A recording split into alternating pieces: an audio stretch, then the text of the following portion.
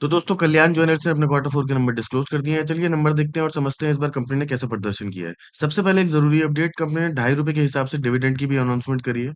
तो चलिए अब आते हैं सीधा नंबर्स पे। सबसे पहले बात करते हैं रेवेन्यू की।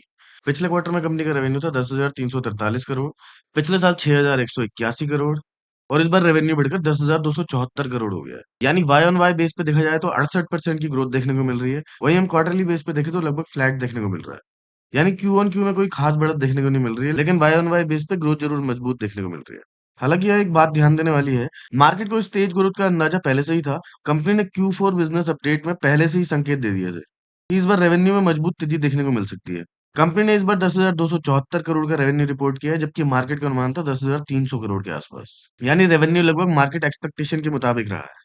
तो चलिए बात है कंपनी के एक्सपेंसेस पे। पिछले क्वार्टर में कंपनी के एक्सपेंसेस थे 9,806 करोड़। पिछले साल 5,971 करोड़। और इस बार Q4 में खर्चे बढ़कर 9,782 करोड़ हो गए हैं। यानी खर्चों पर कंपनी ने काफी हद तक कंट्रोल बनाया हुआ है। खास तौर पर अगर इन्वेंट्री को देखें तो वहां कंपनी का बड़ा फायदा मिला है।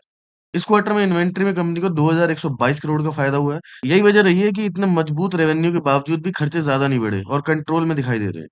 तो चलिए अब बात करते हैं कंपनी के प्रॉफिट की। पिछले क्वार्टर में कंपनी का प्रॉफिट था 416 करोड़। पिछले साल 187 करोड़। और इस बार Q4 में 409 करोड़ का प्रॉफिट डिलीवर किया है।